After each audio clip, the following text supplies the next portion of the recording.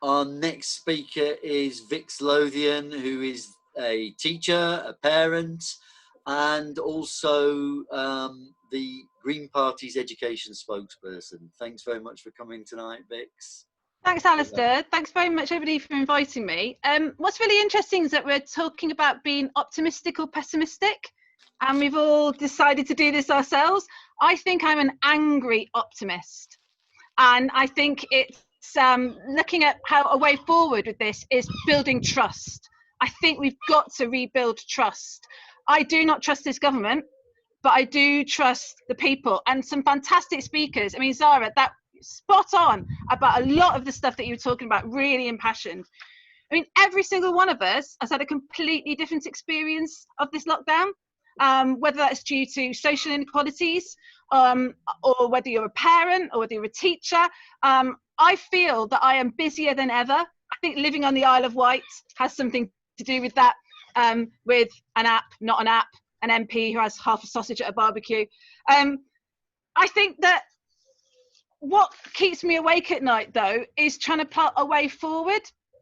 I think if I'm an angry optimist, because there's no plan. There is absolutely no plan that's been put forward that's a workable plan. Even today, when we heard from Gavin Williamson, are we all going back in September? Are we not? Are we going as a rota? Are we not? Are we having online mentors? Are we not? In an optimistic way, we've learned that education is much more than exams. Absolutely. Learning happens all the time. Young people, whether they're 1 year old or whether they're 20 years old, are learning all the time. And from a family point of view, we've been able to have those talks and discussions we never had before.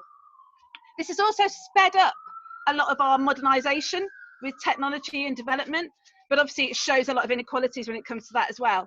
And time away from screens is really important. And this is why the discussions that we have now are going to make big choices and big changes for what's going to happen to education in the future.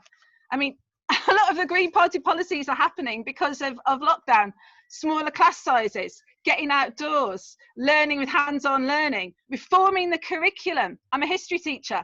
I spent my time with my year 12s this week teaching about migration and empire with the Stuarts part of the curriculum. Really important. Political engagement is incredibly important. But in a pessimistic way, we cannot go back to business as usual. We cannot do that. We've got mental health and anxiety issues that have got to be tackled with. We've got huge social issues. It's not about having just a laptop. It's about having housing and space and time and parents who aren't having to work 12-hour shifts. It's about having access to cultural and sporting opportunities.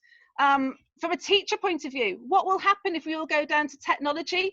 Will we lose teachers? Will they think with the Oak Academy, this division between academies and state schools and private schools? It's meant that the plan is much more difficult to get us out of lockdown. And we've got to look at, what do we actually want education for? What opportunities are there for our school leavers? What's life going to look like in the future?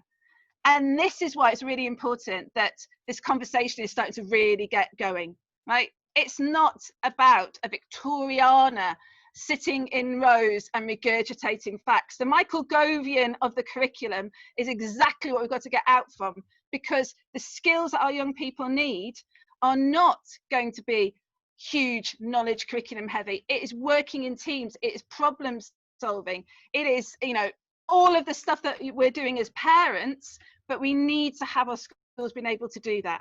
And if we can listen to each other, and if we can trust each other, that we can make that sort of progress. But it's a huge listening part, and we've seen that from the Black Lives Matter movement. It's about listening, but it's about leadership. And boy, we've got to have some political changes in order to get that working. Thanks very much. Brilliant. Okay, Vix, thanks very much. Now, we've spent a lot of time talking with a lot of speakers. We've got about 3 or 4 more people who we've invited to speak. We are going to call them in. But I was going to put things in the chat, but I can't because I burnt my hand and I can't type, which is really causing me a lot of frustration. But one of the reasons why we called the meeting is we wanted to try and get people together to think about how we can work more closely together to try and give parents a more effective voice in the political sphere. Obviously, everybody has their different